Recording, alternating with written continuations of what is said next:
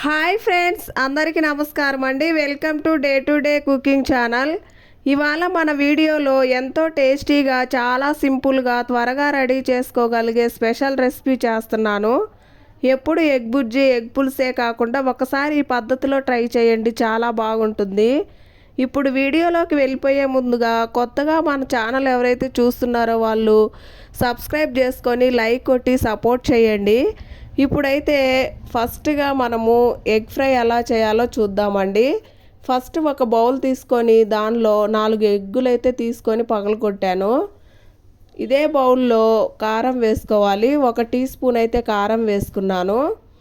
అలాగే దీనిలో 1/2 tea spoon అయితే సాల్ట్ వేసుకున్నానండి. ఆల్రెడీ ఎగ్గులో సాల్ట్ ఉండిద్ది కదా, సో 1/2 టీ స్పూన్ అయితే వేసుకున్నాను. ఇప్పుడు దీనిలో కచ్చా పచ్చాగా దంచుకున్న 1/2 టీ స్పూన్ అయితే మిరియాల పౌడర్ వేసానండి. చూడండి, వీడియోలో చూపించిన విధంగా 1/2 టీ స్పూన్ వేసుకుంటే సరిపోతుందండి ఘాటు. ఇప్పుడు దీనిని బాగా కలుపుకోవాలి. ఇలా బీటర్ తీసుకొని బాగా బీట్ చేసుకోవాలండి. ఈ విధంగా బీట్ చేసుకొని ఇప్పుడు దీనిని పక్కన పెట్టుకోవాలి. అలాగే స్టవ్ వెలిగించి స్టవ్ మీద ఒక కడాయి పెట్టుకోవాలి. ఇప్పుడు ఈ కడాయిలో 1 స్పూన్ ఆయిల్ వేసుకోవాలండి. ఆయిల్ హీట్ అయిపోయింది కదా, ఇప్పుడు మనం ముందుగా బీట్ చేసి పెట్టుకున్న ఎగ్ మిశ్రమాన్ని అయితే వేసుకోవాలి. చూడండి, మందంగా వేసుకోండి. ఈ విధంగా మందంగా వేసుకోవాలి. ఇప్పుడు దీని మీద కొంచెం ఆయిల్ వేసుకోవాలండి. ఇవి తింటుంటే పన్నీర్ ముక్కలాగా స్మూత్గా, ఫ్లఫీగా, సూపర్గా ఉంటుందండి. ఇలా చేస్తే అందరూ చాలా ఇష్టంగా తింటారు. ఇలా ఆయిల్ వేసాం కదా, ఇప్పుడు దీనిని మూత పెట్టుకోవాలండి. మూత పెట్టుకోవడం వల్ల మనకు లోపల బాగా కుక్ అయ్యి మాడిపోకుండా నీట్గా వస్తుంది. సో అందుకని మూత పెట్టేశాను.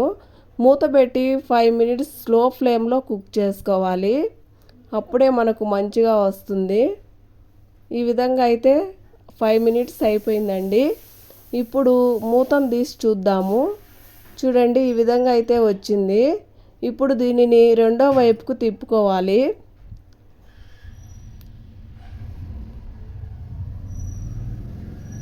చూడండి, ఈ విధంగా అయితే రెండో వైపుకు తిప్పుకోవాలి.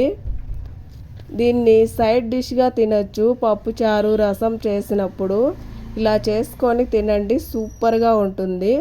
ఇప్పుడు రెండో వైపుకు తిప్పుకున్న తర్వాత 2 నిమిషాలకు స్టవ్ ఆఫ్ చేసుకొని ప్లేట్లోకి అయితే తీసుకోవాలండి. ఈ విధంగా ప్లేట్లోకి తీసుకున్న తర్వాత దీనిని మనకు నచ్చిన షేప్లో చక్కగా కట్ చేసుకోవాలి. ఎలా కట్ చేసుకోవాలో చూపిస్తానండి. చూడండి, ఈ మాదిరిగా అయితే చక్కగా కట్ చేసుకోవాలి. ఇలా చిన్న చిన్న పీసులుగా కట్ చేసుకోవాలి. ఇలా సన్నగా కట్ చేస్తేనే పిల్లలు చక్కగా తింటారు. ఇప్పుడు స్టవ్ వెలిగించి అదే బాండి పెట్టుకోవాలండి స్టవ్ మీద. ఇప్పుడు దీనిలో 2 టేబుల్ స్పూన్ల ఆయిల్ వేసుకోవాలి. ఇలా ఆయిల్ హీట్ అయిన తర్వాత 1/2 టీ స్పూన్ అయితే ఆవాలు వేసుకోవాలి.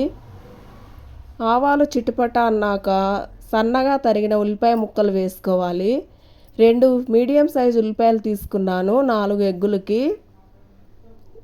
ఉల్లిపాయలు కొంచెం మెత్తబడే వరకు బాగా వేగనివ్వాలండి. కొంచెం కరివేపాకు వేసుకొని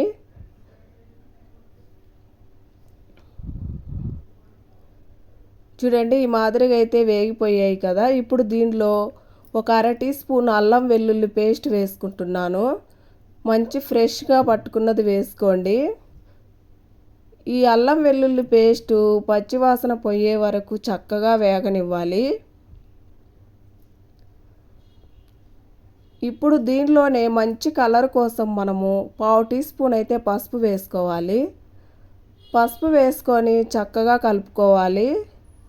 ఈ విధంగా అల్లం వెల్లుల్లి పేస్టు, ఆనియన్స్, అలాగే పసుపు బాగా వేగిపోయాయి కదండి.